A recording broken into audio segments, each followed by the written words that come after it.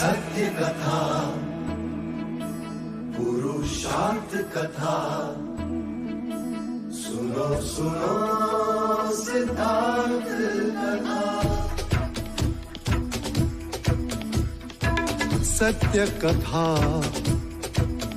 पुरुषार्थ कथा, सुनो सुनो सिद्धार्थ कथा। चढ़ते सूरज सा तेजवान वो कीर्तिमान, हुंकार भरे जब कूच करे, थर थर कांपे आसमान।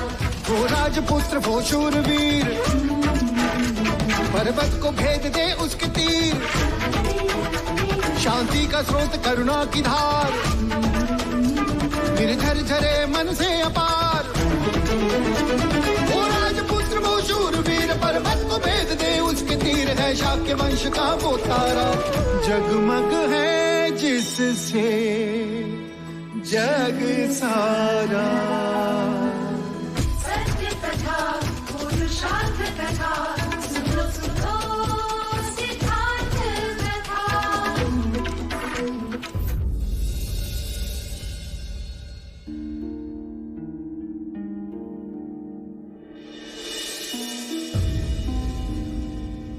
आप?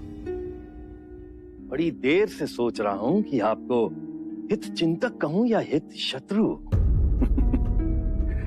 आज अचानक आप विकल्पों की भाषा बोलने लगे। अभी अभी कौशल नरेश राजा प्रसन्नजीत को विदा करके आया हूं। बड़े अपमानित लग रहे थे। चलो अच्छा हुआ, जो समझाना था समझ गए। वैसे आप चाहते क्या हैं मछली राजा? जो मैं चाहता था वो तो हुआ नहीं, परंतु जो लोग चाहते हैं वो मैं होने नहीं दूंगा। खूब समझता हूं मैं आपकी कूटनीति को। पहले अश्वमेघ के घोड़े को रथ में बांधना, फिर कौशल नरेश प्रसन्नजीत को मेहमानों का स्वागत करने को कहना, और संघ सभा में महाराज शुद्धोधन के विरुद्ध राजाओं को उकसाना। आप महाराज के मित्रों को शत्रु बना रहे हैं। आप भी चौकन्ने रहे राजा दंडपानी। आप भी तो महाराज के मित्र होने का दावा करते हैं, परंतु आपको शत्रु प्रमाणित करने में देरी ना होगी। आप कहना क्या चाहते हैं? सांप की भांति आपके दांत नुकीले तो नहीं, परंतु विष तो उनमें भी भरा है। असत्य बोल के आपने भी युद्ध में अपनी सेना नहीं भेजी थी। राजा द्रोणोदन! क्रोधित ना हो राजा दंडपानी। वस्त्र के नीचे सभी नग्न होते। आपकी दृष्टि भी शाक्य सिंहासन पर है, और मेरी भी।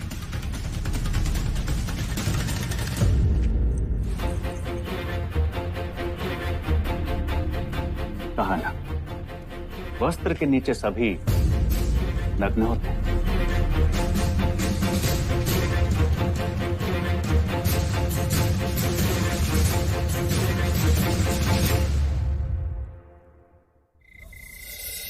राजा दंडपानी, कुछ और दिनों के लिए रुक जाइए। वैसे भी संघ सभा में आपको उपस्थित होना ही है। महाराज सत्य कह रहे हैं राजा दंडपानी। मत प्रदर्शन जो है तो आपको तो आना ही पड़ेगा। आपका मत हमारे लिए बहुमूल्य है। अमिता दीदी, आप भी अकेले देवता जाके क्या करेंगे? यशोधरा भी यही है और भैया भी संघ सभा के लिए रुक रहे हैं। आप भी रुक जाओ ना। हाँ माँ, थोड़े दिन और रुक जाओ ना, शाक्य सभा के बाद चले जाना। वैसे पुत्री के ससुराल ठहरते नहीं है, परंतु ये तो आपका मायका भी है। रह भी लोगी तो बुरा नहीं लगेगा।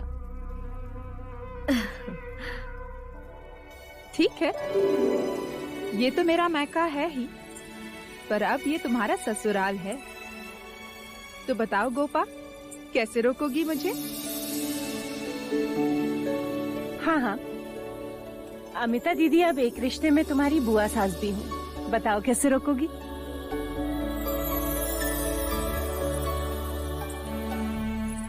अमिता बुआ जी, आपसे विनती है, जब आप इतने दिनों बाद विवाह में आई हैं, तो कुछ दिन और रुक जाओ, जिससे इस नई वधू को आपकी सेवा का अवसर मिले।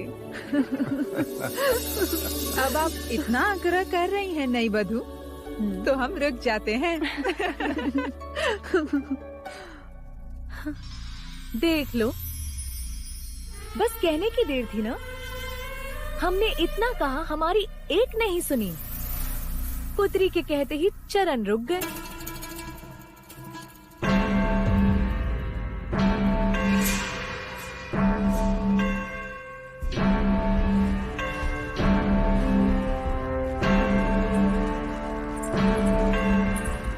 ये इस समय कौन आया है?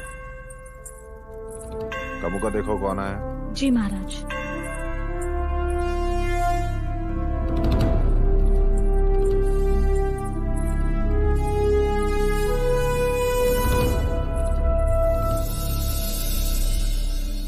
प्रणाम महाराज। मोहिनी इस समय? कहो क्या बात है?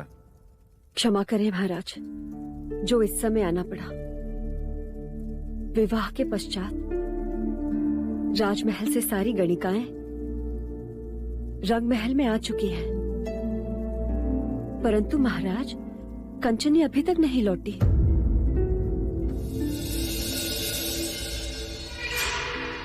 हमने उसे हर जगह ढूंढने की कोशिश की, परंतु वो कहीं नहीं मिली।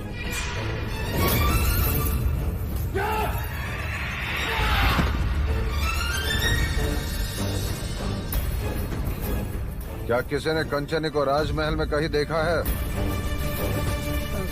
नहीं महाराज। जी महाराज, मेहंदी की रात को मैंने कंचनी को राजकुमारी यशोधरा के कक्ष से बाहर आते देखा था। हाँ, वो मुझसे मिली थी। तुम्हारा संदेश मिलने पर जब मैं तुमसे तालाब पर मिलने जा रही थी, तब कंचनी ने ही मुझे रोका था कि युवराज कुमारों के साथ चौसर खेल रहे हैं और हल्दी के पश्चात महल से बाहर जाना मना है। पर मैंने तो तुम्हें तालाब पर बुलाया नहीं था। तो फिर कामुका ने मुझसे ये क्यों कहा कि आपने मुझे तालाब पर मिलने बुलाया है?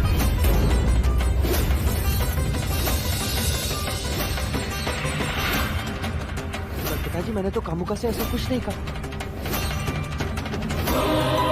कामुका, क्या तुमने ये संदेश यशोधरा को दिया था?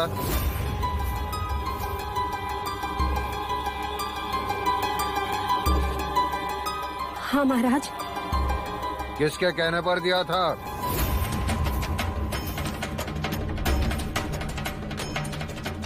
बताओ कामुका, किसके कहने पर किया तुमने ऐसा?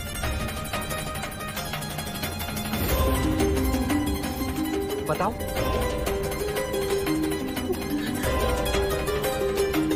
कंचनी,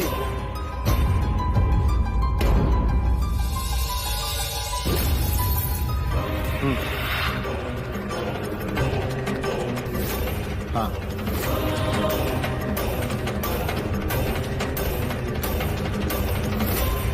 कंचनी के कहने पे।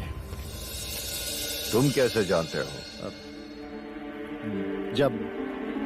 जब कंचनी कामुका को संदेश देने का काम सौंप रही थी, उस समय मैं वहां उपस्थित था। कंचनी मेरी सेवा में थी। हाँ हाँ। पर ज्येष्ठ, ऐसा झूठा संदेश कंचनी ने कामुका को क्यों दिया? ये मैं कैसे जान सकता हूँ महाराज? उस दिन भी उसी ने मुझे रोका था और मेरी चुनर दुलवाने की बात कहकर वो उसे अपने साथ ले गई थी। पर उसने ऐसा क्यों किया? अब इस प्रश्न का उत्तर तो कंचनी ही दे सकती है ना? अनुज, सेनापति से कहो कि रंग महल की गणिका कंचनी को हमारे सामने उपस्थित करें। अवश्य भाई महाराज।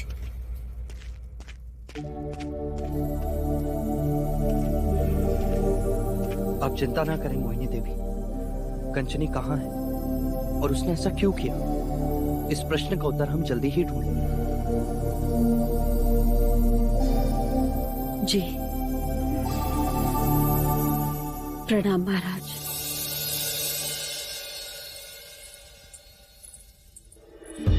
युवराज, अब इन प्रश्नों के उत्तर तो कंचनी की राख से पूछना। जीवन में कुछ प्रश्न निरुत्तर होते हैं सिद्धार्थ, निरुत्तर। और अब कंचनी भी इनमें से एक प्रश्न है।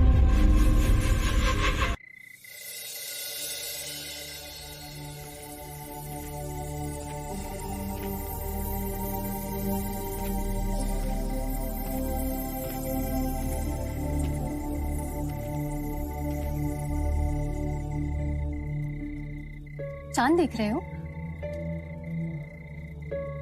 नहीं तो सितारों से बात कर रहे होगे?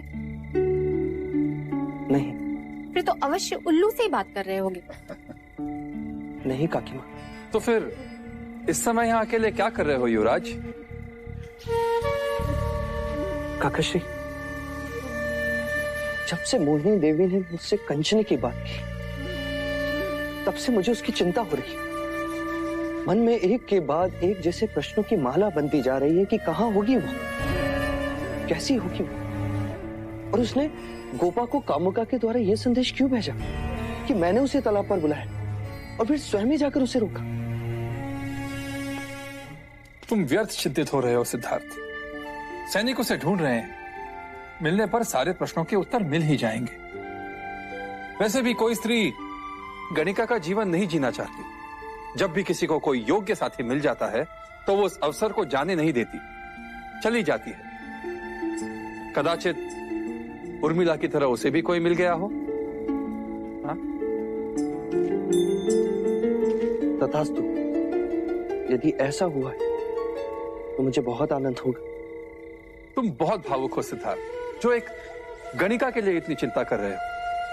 नहीं होता, किसी को पता नहीं होता कि वो जीवित है या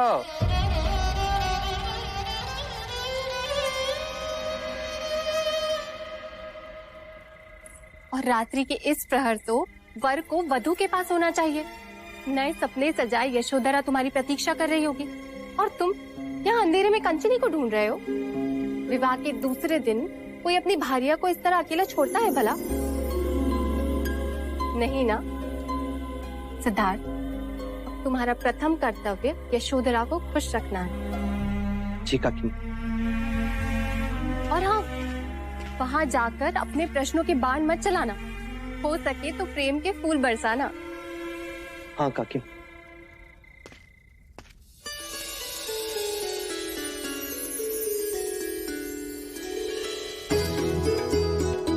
राजकुमारी यशोधरा, युवराज सिद्धार्थ पधार रहे हैं। मैं कब से तुम्हारी प्रतीक्षा कर रही हूँ। क्यों? तुमने जो उपहार दिया था वो ही तुम्हें दिखाना है। मैंने तुम्हें कौन सा उपहार दिया गोपा?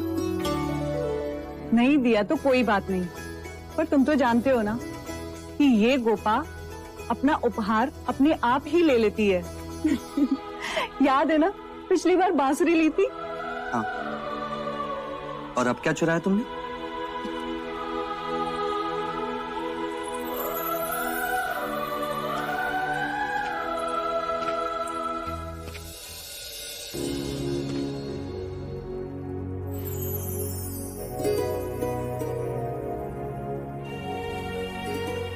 अब कहो, तुमने इसमें रंग कब भरे? नहीं जानता गोपा। कदाचित तुम्हारी याद मुझे इस मूर्ति के पास ले गई होगी और अचानक मैंने रंग भर दिया। तुम्हारी प्रेम की ये रीत मुझे बहुत पसंद आई। बस इसमें एक कमी रह गई है। कौन सी? ढूंढो तो मानू। देखो ध्यान से।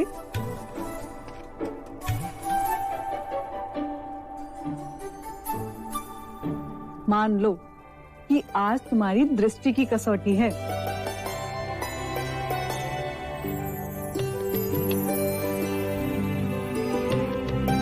इस मूर्ति में केवल तुम्हारी प्रेयसी दिखाई दे रही है, पत्नी नहीं।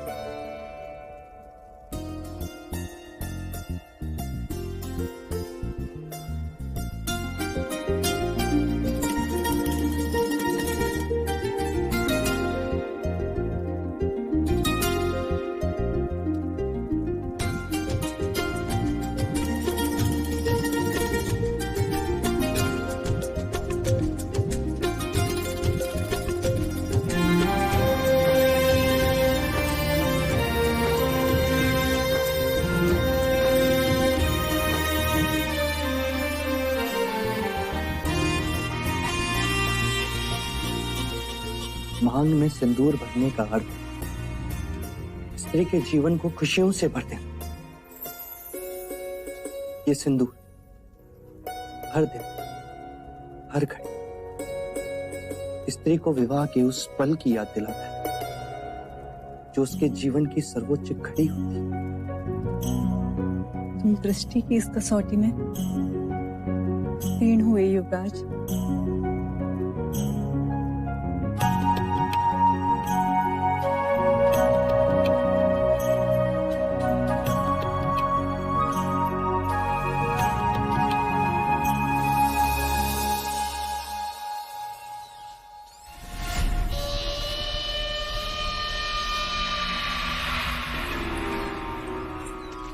उत्तर दो देव। क्या एक ही प्रश्न तुमसे बार बार पूछना पड़ेगा? मैंने कहा उत्तर दो देव। जब वो कंचनी की बात से अवगत नहीं है तो फिर आप क्यों उसे? तुम चुप रहो मंगला। जितना तुम इसे जानती हो उससे अधिक मैं इसे जानता हूं। आंखें बता रही इसकी। बोलो देव, उस कंचनी के कारण तुम पहले भी चर्चा में आ चुके हो। यदि इस बार भी तुमने कुछ किया और प्रत्यक्ष आ गई तो वो नहीं आ सकती। नहीं आ सकती?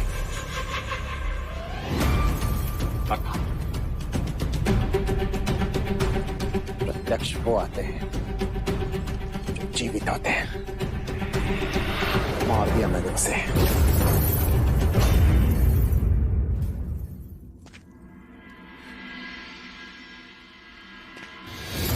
क्यों मारा तुमने उसे? बताओ क्यों मारा तुमने उसे? क्योंकि यशोधरा की जगह वो आ गई थी। यशोधरा? कहना क्या चाहते हो तुम? क्या करने जा रहे थे तुम यशोधरा के साथ? देवदत्त! उसका अपहरण? महाराज को इस बात का पता चल गया तो हम सबको राख बना देंगे, देश निकाला दे देंगे कपिल वस्तु से। क्या हो गया है तुम्हें? युद्ध में जब अवसर था तब तो निशाना नहीं चूका तुम्हारा। वही मार दिया होता ना उसे। मुकुट पर तीर चलाने की क्या आवश्यकता थी? क्या हो जाता यदि सिद्धार्थ को मार देता तो? हाँ, क्या हो जाता? युद्ध हार जाते, प्रसन्नजीत हमें बंदी बना लेता। सिंहासन तो हाथ से जाता ही, साथ में यशोधरा भी। और यदि कार्निक खेल नहीं बिगाड़ता तो मैं यशोधरा से गंधर्व विवाह करके ही लड़ता। सिद्धार्थ अपनी मृत्यु अपने आप मर जाता। मर जाता?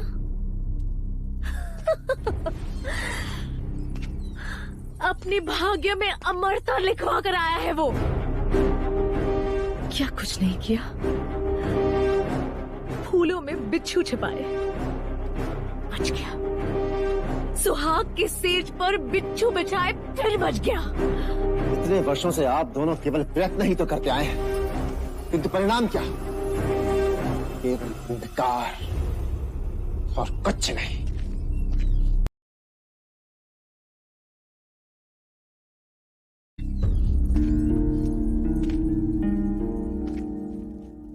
पर उसी अंधकार में एक मार्ग दिख रहा है।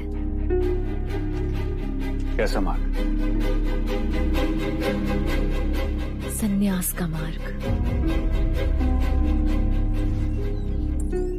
तुम्हें याद है आर्या, असित मुनि की वाणी सुनकर मैंने क्या कहा था?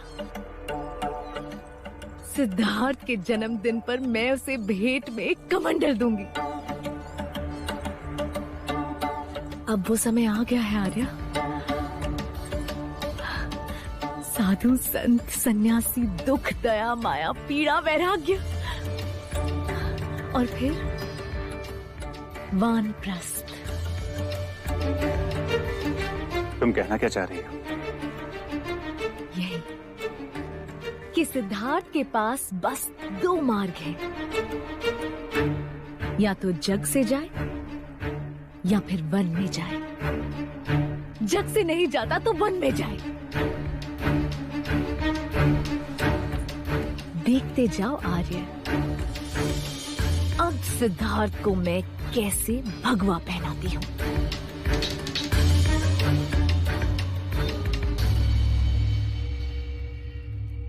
ये देखो सिद्धार्थ, ये है 7 खंडीय आवास, ये है 9 खंडीय आवास और ये 12 खंडीय आवास।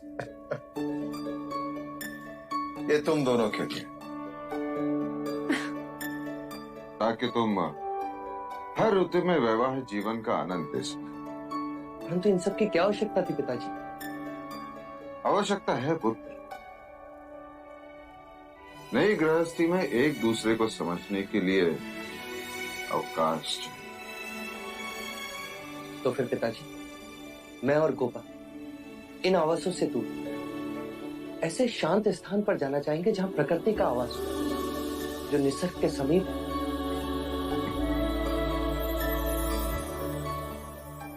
जैसे तुम चाहो। एक उपहार आपने अपने पुत्र को दिया, तो अब एक उपहार मैं भी अपनी बहू को देना चाहती हूँ। अवश्य अवश्य। लाशिका,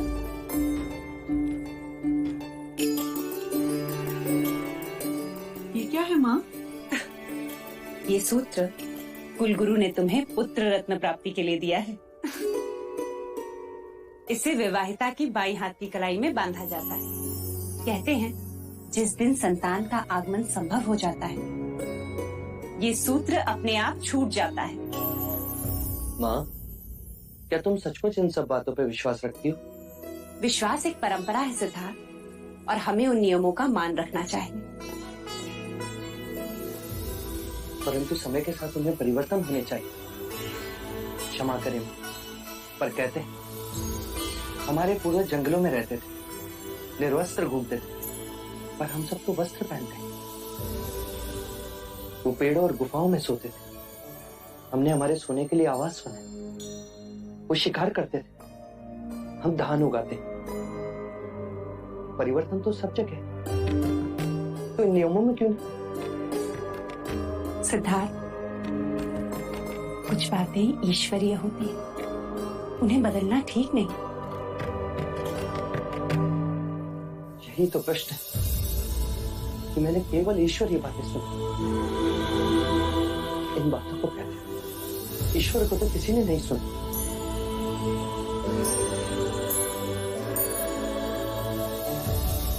भाई महाराज, संघ सभा का समय हो गया है। अनुज, चलो सदा।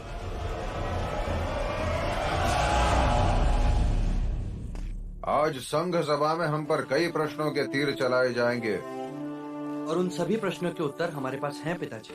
यदि हमारे निष्ठा पर कोई प्रश्न करे तो तुम्हें शांत रहने की कोई आवश्यकता नहीं, चाहे मतदान पर उसका जो भी प्रभाव पड़े। आप निश्चिंत रहें, हमारी प्रामाणिकता ही हमारी शक्ति है पिताजी। सत्य हमारे पक्ष में, संपूर्ण शाक्य संघ मिलकर भी उस सत्य को झुठला नहीं सकता।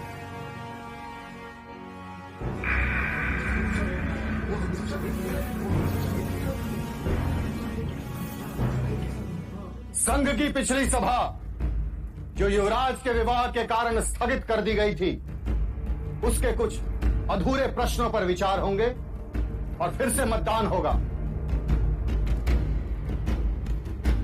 युद्ध में लिए गए निर्णय पर उठाए गए प्रश्नों का उत्तर महाराज शुद्धोधन और युवराज सिद्धार्थ को देने होंगे।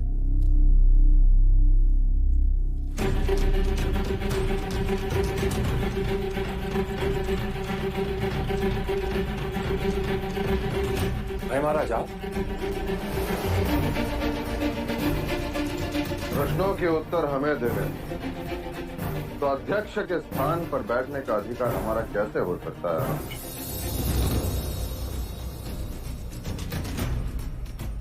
मैं राजा शुद्धोधन शाक्य संघ से निवेदन करता हूं कि वो अपने प्रश्न कर। युवराज सिद्धार्थ, आप ही ने युद्ध की व्यूह रचना की थी और आप ही ने बिना किसी से परामर्श लिए युद्ध रोकने का प्रयास भी किया। मैंने केवल प्रयास नहीं किए, युद्ध को रोका है। जहां तक प्रश्न व्यूह रचना का है, वो मेरी शिक्षा का प्रमाण था। युद्ध रोकना मेरी भावनाओं की आवश्यकता थी और मेरा मंतव्य है कि यदि मैं उस युद्ध को ना रोकता तो दोनों देश के सैनिकों के प्राण जाते और उस रक्तपात से किसी को कुछ प्राप्त नहीं होता। अपने शत्रु को पराजित करके उसे जीवित छोड़ दिया है। क्या ये राजनीति है? क्या कौशल नरेश पर विश्वास कर सकते हैं कि हम पर पुनः आक्रमण नहीं करेगा? आपके प्रश्न किसी आक्रमण से कम नहीं। प्रसन्नजीत पहले युद्ध में पराजित हुए, उसके बाद हमारा मित्र बने। आप सब जानते हैं, मित्रता शत्रुता की विरोधी है। प्रसन्नजीत हम पर पुनः आक्रमण करने से पहले उस युद्ध के बारे में सोचेगा। यही तो खेद की बात है युवराज, सब आपकी तरह नहीं सोचते। अपमान का बदला लेने का प्रण लेकर गया है प्रसन्नजीत। जाते हुए कहकर गया है कि कपिल वस्तु को उध्वस्त कर दूंगा। भविष्य की गर्भ में क्या छिपा है ये कौन जानता है? न आप न मैं। तो फिर हम कल की चिंता क्यों करें? महाराज शुद्धोधन, कौशल से युद्ध के कारण कितनी प्राण हानि हुई है। सवारी और शस्त्र जुटाने में राजकोष खाली हो गया है। क्या आपको इसकी चिंता नहीं है महाराज? परंतु उस समय युद्ध हमारी प्राथमिकता थी। तो विजय के पश्चात आज तक आपने प्रसन्नजीत से युद्ध का खर्च क्यों नहीं लिया महाराज? शीघ्र ही लेंगे। तब जब प्रसन्नजीत हम पर पुनः आक्रमण कर देगा तब? हाँ बोलिए बोलिए। विवाह में प्रसन्नजीत को आमंत्रित कर आपने अपनी मनमानी।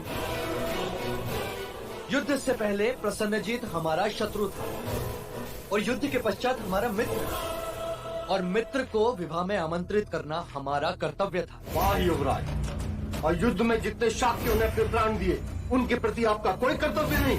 केवल व्यर्थ बातें करने का कोई अर्थ नहीं। यदि आप शाक्य शूरवीरों के बलिदान को सम्मानित करना चाहते हैं तो बताइए, आप में से कौन है जो उन घायल सैनिकों की पीड़ा पूछने गया?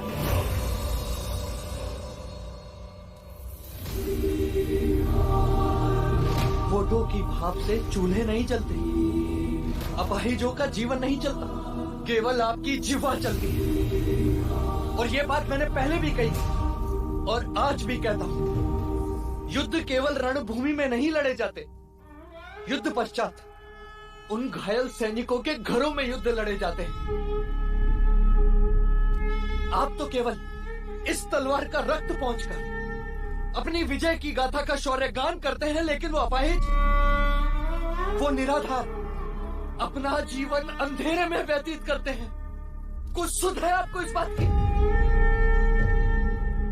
युद्ध हम भी नहीं चाहते, परंतु कोई हम पर आक्रमण करेगा तो तलवार म्यान से निकालनी ही पड़ती है। सुरक्षा के लिए, शांति के लिए, अपने देश की रक्षा के लिए। हाँ अवश्य।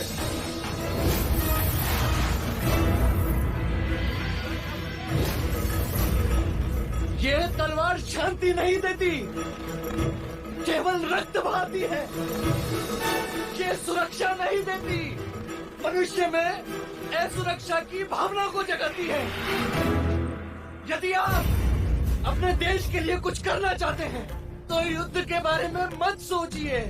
युद्ध कभी निवंश नहीं होता, वो दूसरे युद्ध को जन्म देता है। युद्ध की कोख से शांति नहीं, युद्ध पैदा होता है। केवल युद्ध पैदा होता है। आज मैं संघ से प्रार्थना करते हुए यही कहना चाहता हूं कि मैं हमेशा शांति का साथ दूंगा, चाहे युद्ध लड़ने वाले मेरे साथ हो या नहीं।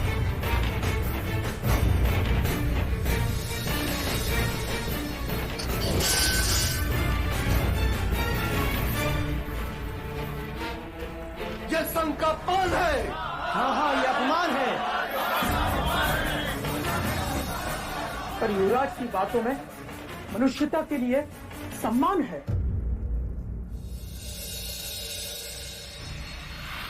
आप सब ने महाराज और युवराज के मंतव्य को जान लिया। अब अविश्वास के लिए मत प्रदर्शित होंगे।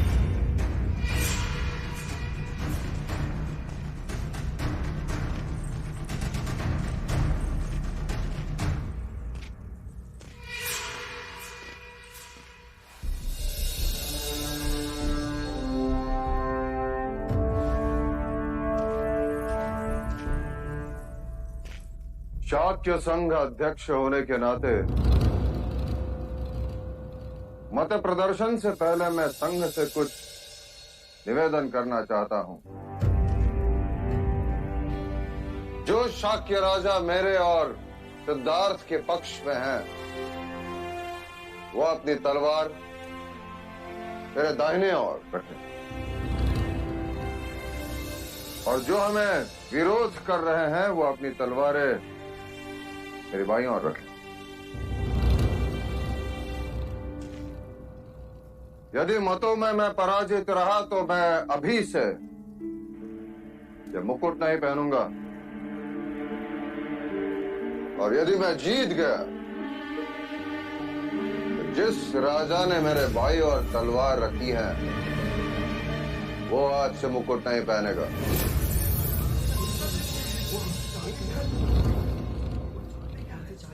शाक्य राजाओं से मेरी विनती है कि वो अपने मतों का प्रदर्शन करें।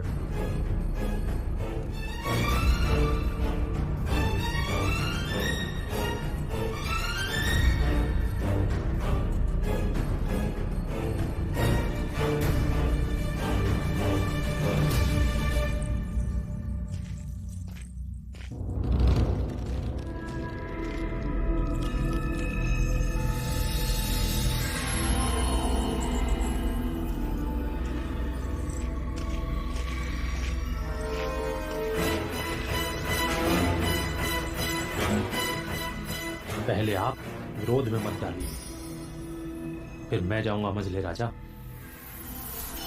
अनुज द्रोणोदन,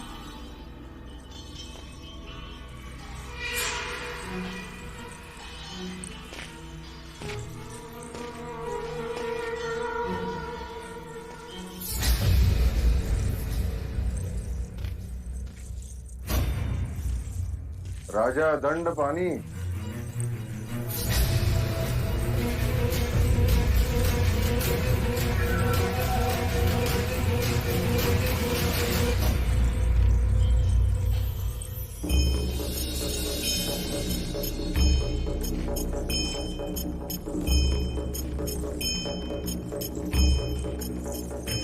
अब आप लोग क्या विचार कर रहे हैं? आपके सिवाय सबने सिद्धार्थ के पक्ष में मत प्रदर्शित किया है। अगर आप विरोध में करोगे तो आप ही बिना मुकुट के घूमोगे। ये सभा अब आपके लिए नहीं रुक सकती।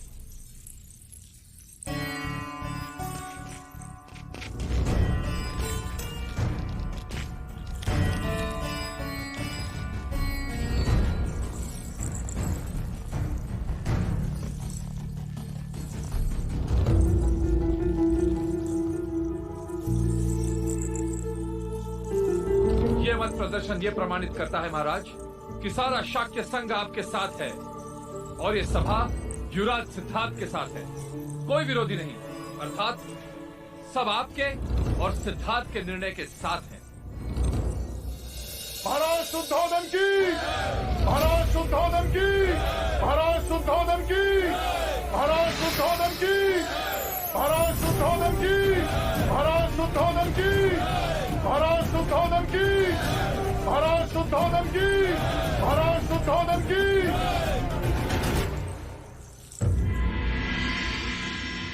महाराज जी, ये काढ़ा पीछे। हाँ, पीछे। महाराज प्रसन्नजीत पधार रहे हैं। और लीजिए।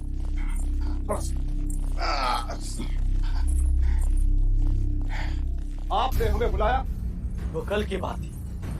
तुम आ जा रहे हो? जब स्वास्थ्य ठीक ना हो तो मनुष्य को अधिक बोलना नहीं चाहिए। मेरा तो स्वास्थ्य ही ठीक नहीं, तुम्हारे तो विचार ही ठीक नहीं। एक बार पराजित हो चुके, पुनः शाक्यों से युद्ध आत्मघात होगा। अब जो युद्ध होगा वो हमारे आत्मसम्मान के लिए होगा, हमारे अपमान का प्रतिशोध होगा। मित्र बनाकर उन्होंने हमारी पीठ पर वार किया। प्रसन्नजीत, प्रतिशोध के लिए युद्ध करना मनुष्य की बुद्धिमानी नहीं है। तुम अच्छी तरह से जानते हो कि सिद्धार्थ के विवाह में सारे पड़ोसी राजा उपस्थित थे। हमें किसी राजा का भय नहीं। शाक्यों से युद्ध अटल है पिताजी। महाराज, महाराज, कपिल वस्तु स्वस्थ होके रहेगा। महाराज, महाराज,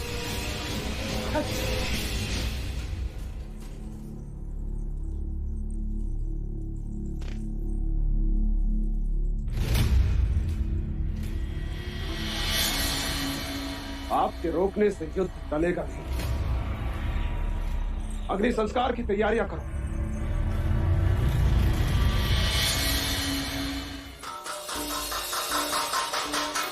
मंगल मंगल मंगल, केवल शुभ मंगल हो।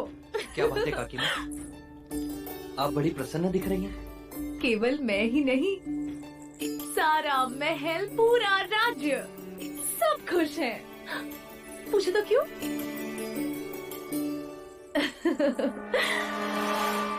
क्योंकि युवराज, तुम शीघ्र ही महाराज बनने वाले हो।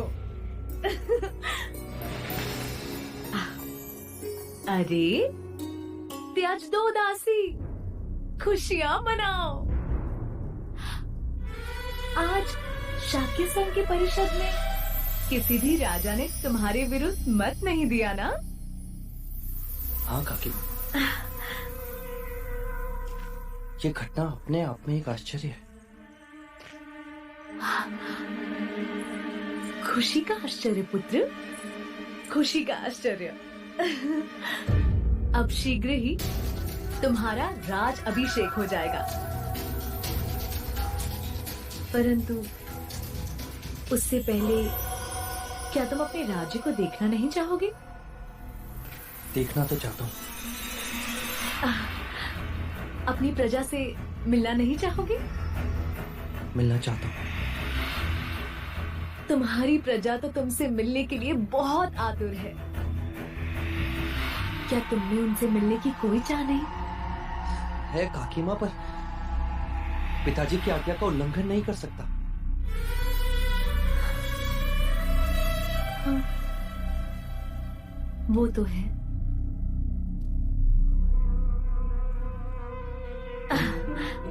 इधर आओ।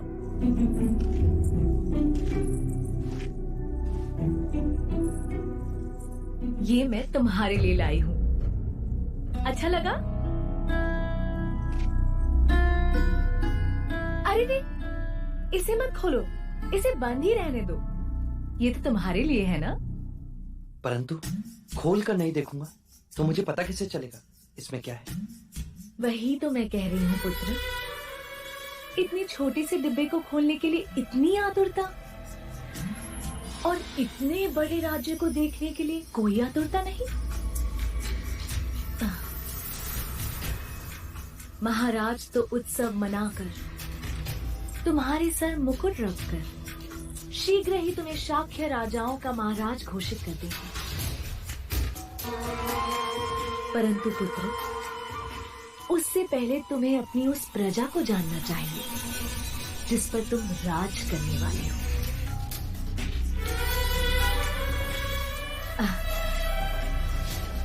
कदाचित मैंने कुछ अधिक कह दिया हो तो क्षमा करना पुत्र।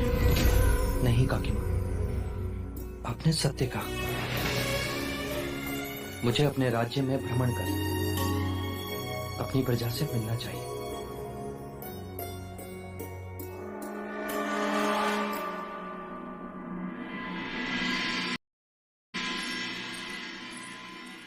बधाई हो महादेवी, बधाई हो। गरीबों में अन्न बांटो, ब्राह्मणों को दान देकर खुश करो।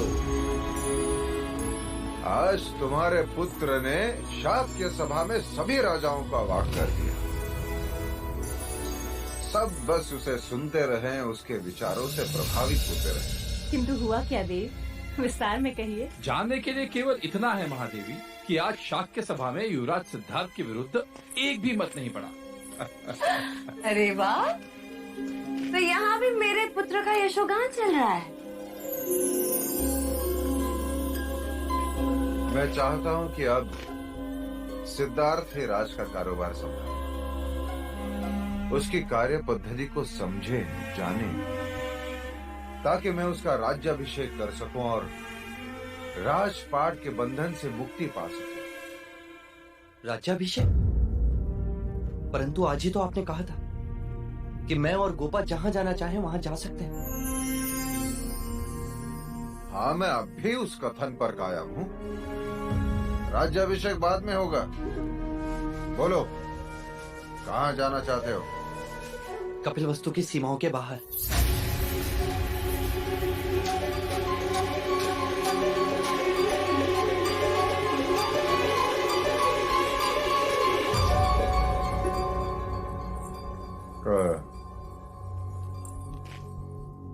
क्यों पुत्र? पिताजी, मैं उन स्थानों पर जाना चाहता हूं जहां पर हमारा राज्य है, पर मैंने देखा नहीं। लोग अपने हैं, पर मैं उनसे मिला नहीं। मैं पूर्ण शाक्य गणतंत्र प्रदेश का भ्रमण करना चाहता हूं पिताजी। तुम्हें भ्रमण करने की क्या आवश्यकता है? प्रणोदन, अमितोदन, देवदत्त हैं, वो तुम्हें राज्य की परिस्थिति से अवगत करते रहेंगे।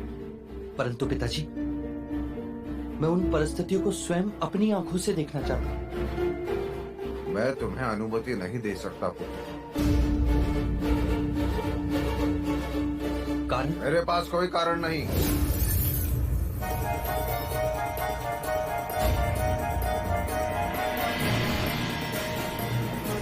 तो फिर मैं भी राज्य का कार्यभार नहीं संभाल सकता। अपना राज्याभिषेक नहीं कर सकता।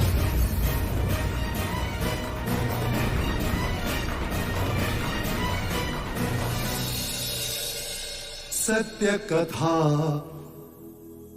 पुरुषार्थ कथा, सुनो सुनो सिद्धार्थ कथा।